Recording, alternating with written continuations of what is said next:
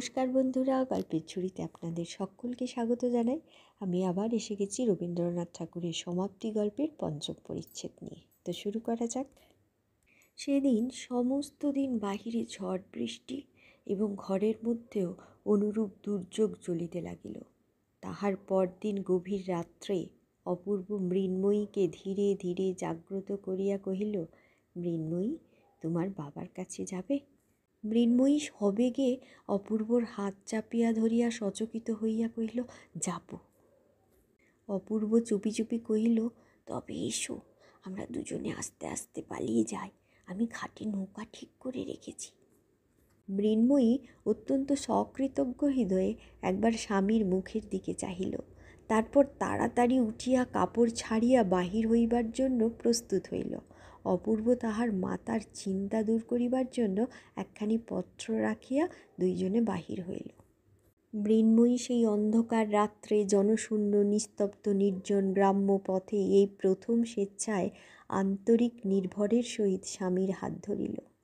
তাহার হৃদয়ের আনন্দ উদ্বেগ সেই সুকোমল স্পর্শযোগে তাহার স্বামীর শিরার মধ্যে সঞ্চারিত হইতে লাগিল। নৌকা সেই রাত্রেই ছাড়িয়া দিল। অশান্ত হর্ষোচ্ছ্বাস সত্ত্বেও অনতি বিলম্বেই মৃন্ময়ী ঘুমাইয়া পড়িল। পরদিন কি মুক্তি, কি আনন্দ! দুই ধারে কত গ্রাম বাজার, শস্যক্ষেত্র, বন, দুই ধারে কত নৌকা যাতায়াত করিতেছে। মৃন্ময়ী প্রত্যেক তুচ্ছ বিষয়ে স্বামীকে সহস্রবার করিয়া প্রশ্ন করিতে লাগিল। ওই নৌকায় কি আছে? উহারা কোথা হইতে আসিয়াছে? এই জায়গার নাম কি? এমন সকল প্রশ্ন যাহার উত্তর অপূর্ব কোনো কলেজের বইতে পায় নাই এবং যাহা তাহার কলিকাতার অভিজ্ঞতায় কুলাইয়া ওঠে না। বন্ধুগণ শুনিয়া লজ্জিত হইবেন, অপূর্ব এই সকল প্রশ্নের প্রত্যেকটারই উত্তর করিয়াছিল এবং অধিকাংশ উত্তরের সহিত সত্যের ঐক্য হয় নাই। যথা, সে তিলের নৌকাকে তিসির নৌকা, পাঁচবেড়কে রায়নগর এবং মুন্সেফের আদালতকে জমিদারি কাছারি বলিতে কিছুমাত্র কুণ্ঠিত বোধ করে নাই এবং এই সমস্ত ভ্রান্ত উত্তরে বিশ্বস্ত হৃদয় প্রশ্নকারিণীর সন্তোষের তিলমাত্র ব্যাঘাত জন্মায় নাই। পরদিন সন্ধ্যাবেলায় নৌকা কুশিগঞ্জে গিয়া পৌঁছিল। টিনের ঘরে একখানি ময়লা চৌকা, কাঁচের লণ্ঠনে তেলের বাতি জ্বালাইয়া ছোট ডেস্কের উপর একখানি চামড়ায় বাঁধা মস্ত খাতা রাখিয়া গা খোলা ঈশানচন্দ্র টুলের উপর বসিয়া হিসাব লিখিতেছিলেন। এমন সময় নবদম্পতি ঘরের মধ্যে প্রবেশ করিল। মৃন্ময়ী ডাকিল, বাবা। সে ঘরে এমন কণ্ঠধ্বনি এমন করিয়া কখনো ধ্বনিত হয় নাই। ঈশানের চোখ দিয়া দরদর করিয়া অশ্রু পড়িতে লাগিল। সে কি বলিবে, কি করিবে কিছুই ভাবিয়া পাইল না। তাহার মেয়ে এবং জামাই যেন সাম্রাজ্যের যুবরাজ এবং যুবরাজ মহিষী। এই সমস্ত পাটের বস্তার মধ্যে তাহাদের উপযুক্ত সিংহাসন কেমন করিয়া নির্মিত হইতে পারে, ইহাই যেন তাহার দিশাহারা বুদ্ধি ঠিক করিয়া উঠিতে পারিল না। তাহার পর আহারের ব্যাপার সেও এক চিন্তা।